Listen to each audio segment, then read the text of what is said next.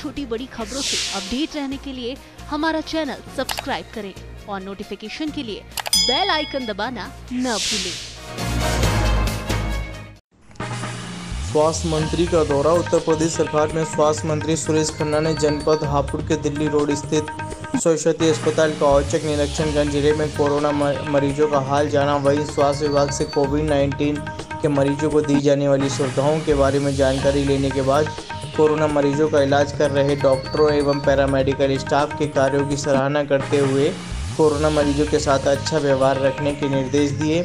वहीं स्वास्थ्य मंत्री नरेश खन्ना सरस्वती अस्पताल में बने कॉन्फ्रेंस हॉल में डॉक्टरों एवं पैरामेडिकल स्टाफ को संबोधित करते हुए कहा, केंद्र व प्रदेश सरकार कोरोना बीमारी को रोकने के लिए हर संभव प्रयास कर रही है। मंत्री ने कहा कि कोरोना बीमारी कब खत्म होगी और कब चलेगी ये किसी को अभी पता नहीं है। अब हमें कोरोना बीमारी के साथ रहना है। प्राइम टी न्यूज़ हापुड़ से विकास त्यागी की रिपोर्ट।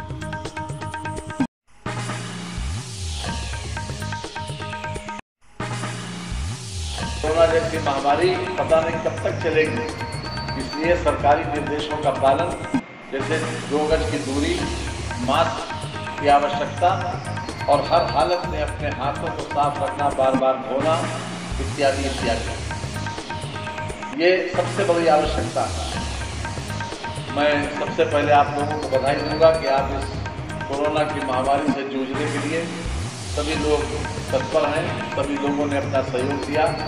पूरे प्रदेश और देश के डॉक्टर्स ने, पूरे देश और प्रदेश के पैरामेडिकल स्टाफ ने अपने आप को खतरे में डालकर अपनी सुविधाओं की परवाह न करके हर प्रकार से मरीजों की सहायता का जो संकल्प आपके मन में है उसके अनुरूप कार्य किया गया। बहुत सी जगह पर तो बहुत अच्छा काम किया गया। जो मरीज रिकवर होकर आए उन्होंने अपने रेमिडियल हमारे सामने रखे, अपनी अपनी घटनाएं हमारे सामने सुनाई भी और उसका अखबारों में बयान भी किया। आज विशेष रूप से हम आपसे एक ही अपेक्षा करने के लिए यहाँ पर हैं कि हम को ये समझना चाहिए कि जो मरीज या उनके पैरोकार या तीमारदार जो हमारे पास आते हैं उनकी मनोदशा सामान्य नहीं होती। वो एक सामान्य नागरिक के तरीके से बिहेव नहीं करते। वो एक व्यथित मानसिकता के तहत हमसे बिहेव करते हैं और जो व्यथित मानसिकता होती है उनके अंदर घबराहट भी होती है। ये भी चाहते हैं कि मेरा मरीज जल्दी ठीक हो जाए, किसी न किसी प्रकार से जल्दी राहत मिल जाए और उसके ये सोचते हुए कभी कभी उनका वाणी संयम भी टूटता है। इसलिए हमारा व्यवहार उनके प्रति क्या हो, इसके लिए हमको ज़्यादा संवेदनशील, ज़्यादा सहानुभूतिपूर्वक उनसे व्यवहार करना पड़ता है।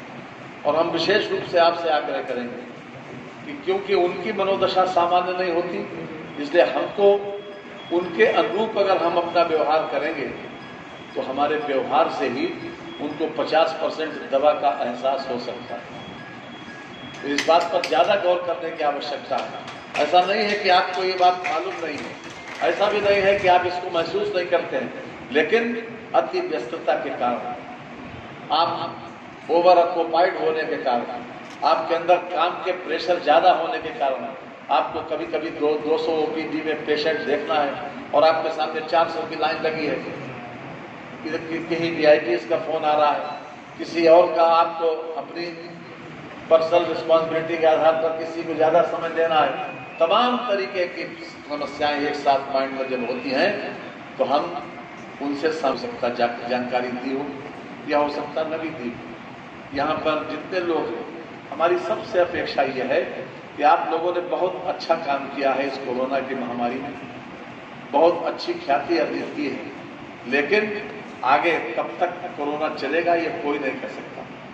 कब तक इसका अंत होगा ये किसी को मालूम नहीं है।